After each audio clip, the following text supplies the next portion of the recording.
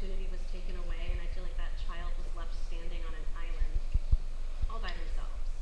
And that's not the impression that I've gotten of DeWitt since I moved here 7 months ago. I feel like this is a very inclusive community, and I'm here to show that child that I support them, and I certainly hope you take that child and all of our children into consideration in your decisions going forward. Thank you.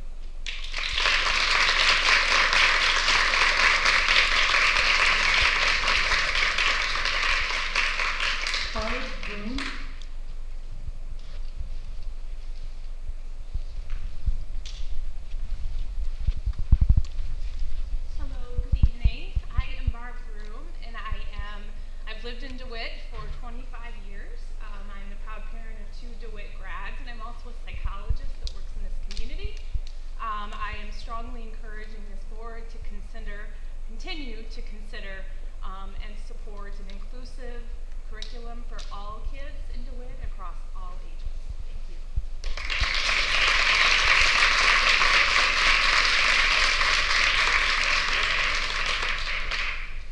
Lucas Kramer.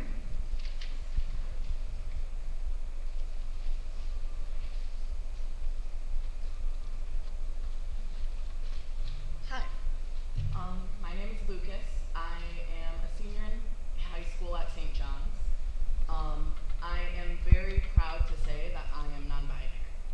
I am actually raised in Fowler, so different part of Clinton County, but I had to leave Fowler because of the lack of inclusive protection for the students. I was facing harassment to a level that I can't even put into words how devastating it was. Since the age of 14, I've been in and out of different mental health facilities because I couldn't imagine a world where I could grow into the adult I am now. Because there was no support in the school system that I was raised, and how many more kids have to be in that situation? I'm in St. John's doing school of choice, which was an option I shouldn't have had to deal with as a freshman because I just wanted to get through high school, and I couldn't have imagined getting to graduation. And at this point, as some other people have said, it's not about if you're accepting of controversial issues or what side you lie on. It's about how many more kids have to die. How many of them have to take their life and wonder if they can just make it to 18, make it to graduation. I had to look my mother in the eyes after I had done so many things that I regret now because I see a future for myself. And I want that future for the kids of DeWitt. I understand what it's like living in a small town. I understand what it's like having to go through that school system. I mean, I'm just like any other kid. I love theater. I am a huge part of the choir program. I mean, if you ask my teachers, I'm a really good student. I do everything I can just because I want to do something in this world. Why aren't these other kids getting that opportunity? They get the chance to express themselves because they know when they're young, people celebrate going to daddy-daughter dances as kids, and they celebrate all of these things that put them into binary concepts. But if they know at that age that they're their daughter, then how is someone who was raised as a little boy not to know the same? I don't think that people are so hateful as they seem to be. I think it's more raised out of, they just aren't aware. They don't have that exposure. And that's okay. I've understood and come to understand so many people because they came off hateful. They were calling me slurs. They were telling me to take my own life. And at this point, I've forgiven them because I know that it wasn't out of hatred. It was out of the fact that they've never been faced with this before. But there's going to be a life outside of Fowler, outside of St. John's, outside of DeWitt, outside of Clinton County. And that is the life that we want these people to grow into. We don't want to just take over. Thank you.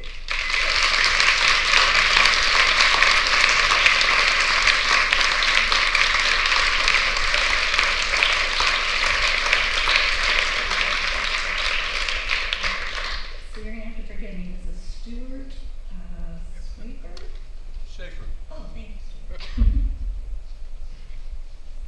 Writing isn't very good. Stuart Schaefer. I'm from DeWitt, and I can't be nearly as articulate as just spoke. And I don't really understand the issue that much. Somebody said you can't opt out, but you can opt out. And freedom, I think, goes in two directions. If you don't want your child to participate in something, then opt out of it. But because of your beliefs and your feelings that are opposed to that, don't prevent my child, well, in my case, my grandchildren, from participating. I mean, the same thing as in banning books. You may not like a book, and you want it banned, but then you prevent me from reading them. Freedom goes both ways. I support the school. I support the diversity. I'm sorry that this has become so controversial. Thank you.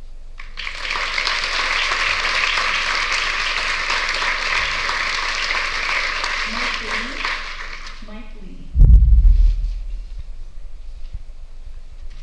Hello, thank you for the opportunity to speak. I originally wanted to speak on the first agenda. Taylor Villarreal is being hired as a teacher. I don't know if she's here tonight, but I'll just do it through video. I wanted to apologize to Taylor. About 13 years ago, I think she was about 11 or 12, I was a U12 softball coach. And I was going to take these girls to the National U12 Championship, even though such a path never existed. I was kind of a type A personality. Her parents came to me, as did Taylor, and they wanted me to put her in as a pitcher. Well, we already had two pretty good pitchers that had a good fastball and everything. I said, no, I don't think we need to do it. Taylor cried. And so, just wanted to say sorry about that. But what I learned from that was, being a type A, you want to go for championship, whatever it was. We ended up 6-4 or whatever. I put her in, and she had the skill. Wasn't a fastball. She got the ball across the plate. Opposing team was able to hit the ball. Grounders, maybe a few outfielders, and all the girls were able to participate because I was not trying, because I wanted to give her a chance. And so she performed well, but also so did the other kids. So I just wanted to say I went from a type A personality who knew nothing about coaching to a guy that would be a great coach today, but I don't have the young kids in the program. And it is about participation. It is about going through things. And life is going to be rough. And so on the second half of the agenda here, I want to kind of offer a possible solution. DEI is extremely controversial, and it's not very well defined. My son's gay, so I understand, the gay community. I don't understand the letters that are constantly being added and the stripes that are constantly being added to the flag, but that's my own ignorance. I'm not saying it's good or bad.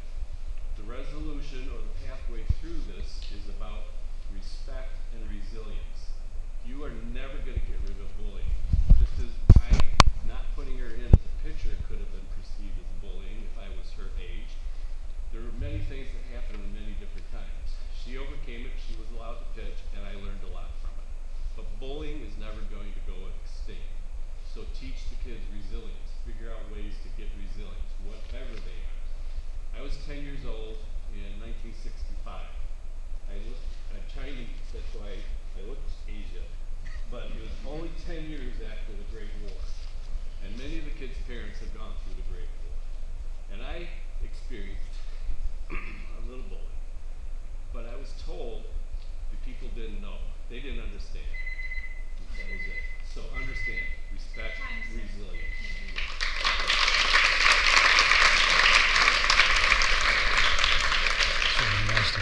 Alex Carton.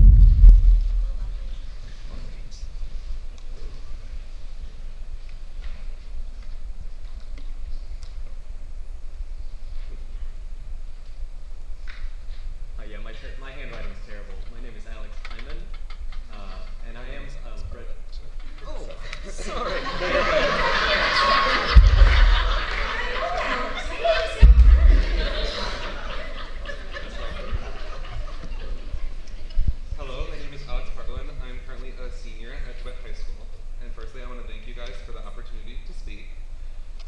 speak, like many other people, about the pronoun lesson that was proposed at Shavey Road that was then canceled. While I do understand that this was necessary for the sake of safety concerns, this is not the first time that the school district has backed down to a few loud voices, and it certainly won't be the last when taking a look at history.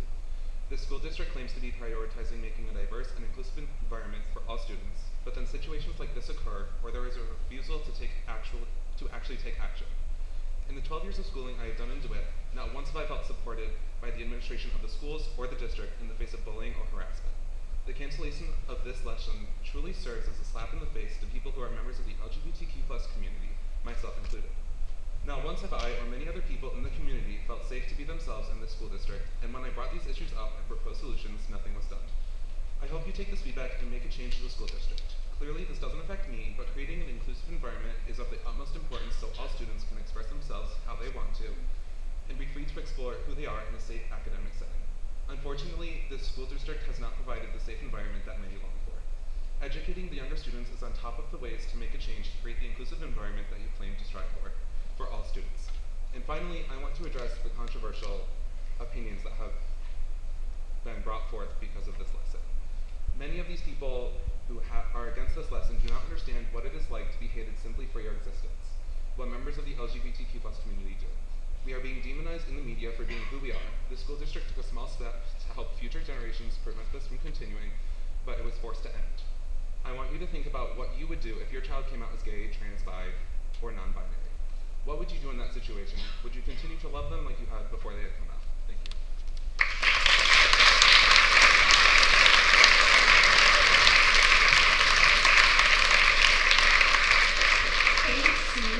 Casey Garcia.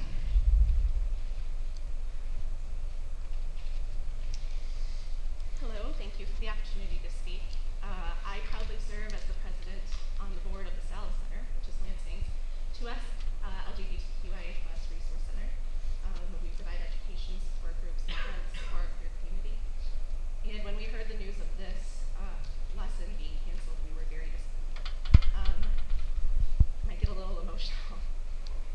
For the people who don't understand that the same connections between lessons like this being canceled, the violence that happened at MSU's campus library, where 2 young gay men were attacked simply for being who they are, and of course the death of Next Benedict and all of those who take their lives, are sorely mistaken. I strongly urge you as board to continue to put forth policies that protect all of our children, and to take into consideration all of the opinions that you have had here today that are based on love and not hate. Thank you very much.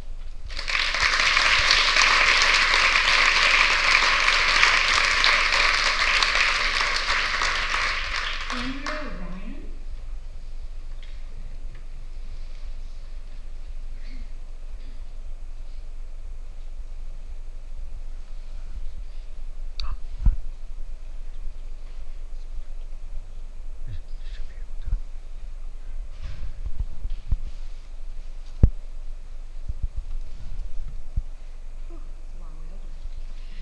Hi, my name's Andrea Ryan, she, her, hers. I'm a DeWitt resident and also the co-founder of the St. John's College Coalition. Anyways, thank you all for just kind of being here and voicing your thoughts and opinions and your stories. I think those are really powerful and a great way for people to kind of get a better understanding of the magnitude of inclusivity, you know. And when we're kind of building communities and things, it's really important to remember we're not all just one thing, right? Like, we're all made up of lots of different things and identities, and it's very complex. We might have come up in a place where, you know, it's meant, like, we're meant to assimilate into one thing, right? That's kind of the history of our country. But as we're evolving as people, people are finding freedom into like another dimension of actually finding